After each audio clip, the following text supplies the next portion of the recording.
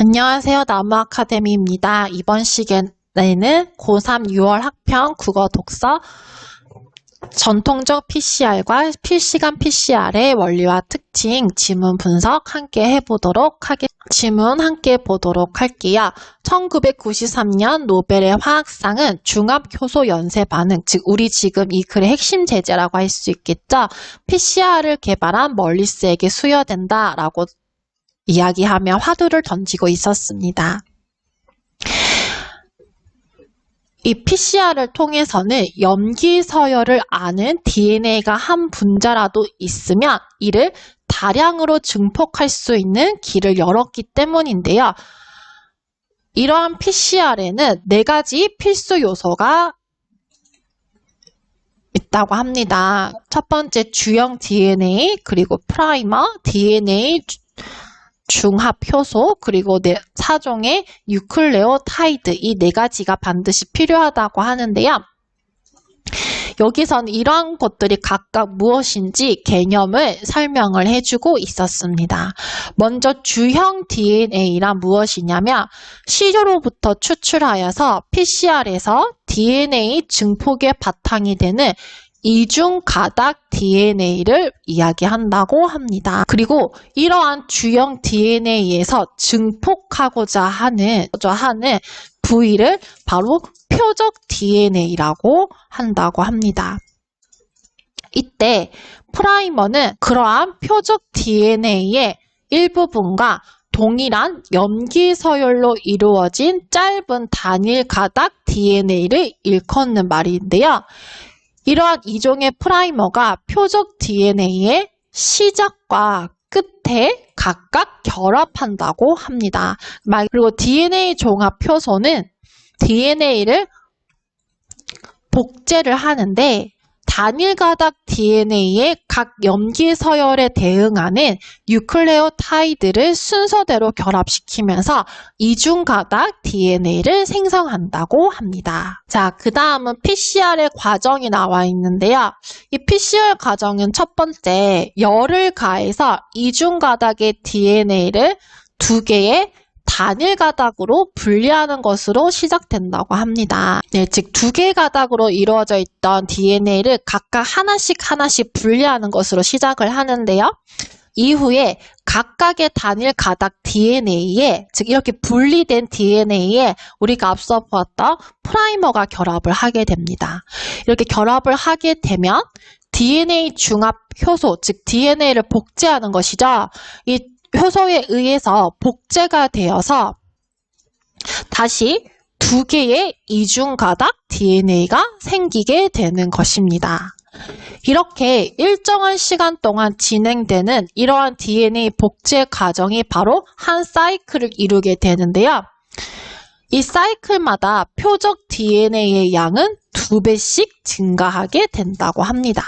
그리고 DNA의 양이 더 이상 증폭되지 않을 정도로 충분히 사이클을 수행한 후에는 PCR을 종료한다고 합니다. 자, 이러한 전통적인 PCR은 PCR의 최종 산물에 바로 형광 물질을 결합시켜 발색을 통해서 표적 DNA의 증폭 여부를 확인한다고 합니다. 네, 이것은 바로 전통적인 PCR에서 이 표적 DNA가 증폭을 여부를 확인하는 방법이었는데 이것은 바로 모든 것이 끝난 최종 3차 확인을 할 수 있었습니다. 이러한 PCR 시료의 표적 DNA 양도 알 수 있는 실시간 PCR이라는 획기적인 개발로 이어지게 되는데요. 이런 실시간 PCR은 전통적인 PCR과 동일하게 PCR을 실시하지만 사이클마다 발색 반응이 일어나도록 해서 누적되는 발색을 통해 표적 DNA의 증폭을 실시간으로 확인할 수 있습니다.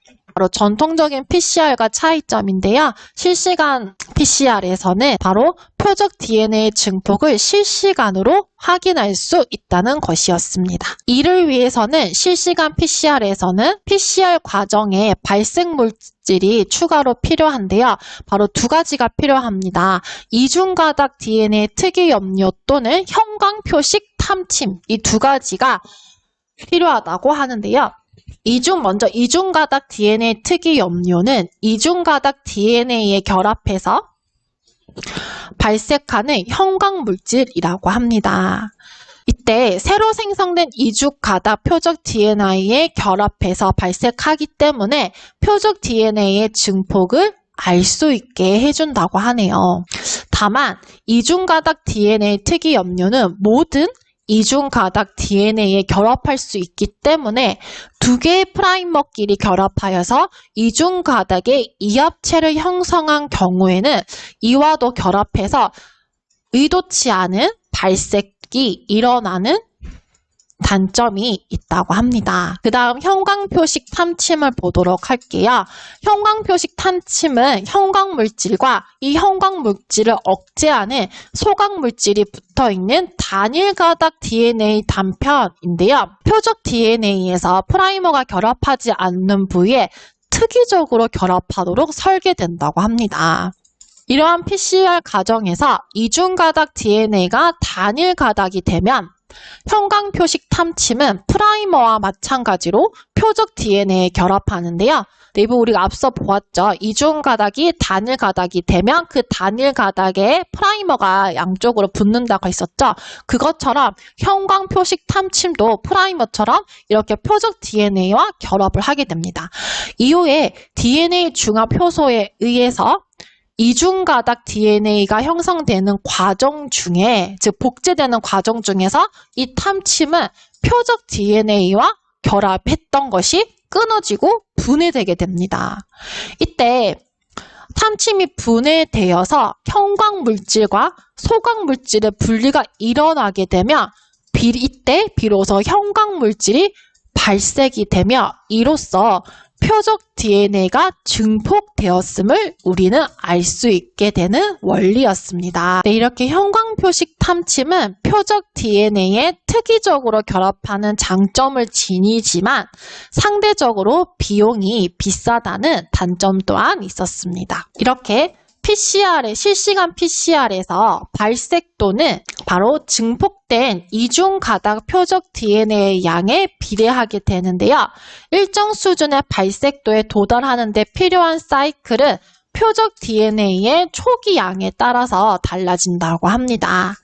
사이클의 진행에 따른 발색도의 변화가 연속적인 선으로 표시되면 이때 표적 DNA를 검출했다고 판단하는 발색도에 도달하는데 소요된 사이클의 값을 바로 CT 값이라고 한다고 합니다. 그래서 표적 DNA의 농도를 알지 못하는 미지시료의 C값과 표적 DNA의 농도를 알고 있는 표준시료의 CT 값을 이 둘을 비교하게 되면 미지시료에 포함된 표적 DNA의 농도 또한 함께 계산할 수 있다고 합니다. 이렇게 PCR 시료로부터 얻은 DNA를 가지고 유전자 복제, 유전병 진단, 그리고 친자 감별, 암 및 감염성 질병 진단 등 광범위하게 활용할 수 있는데요. 특히 실시간 PCR을 이용하게 되면 바이러스의 감염 여부를 초기에 정확하고 빠르게 진단할 수 있다는 장점이 있다고 합니다. 이렇게 다양한 합평 변형 문제도 있으니 함께 풀어보시기 바랍니다. 이 모든 문제는 나무 아카데미에서 이용하실 수 있습니다.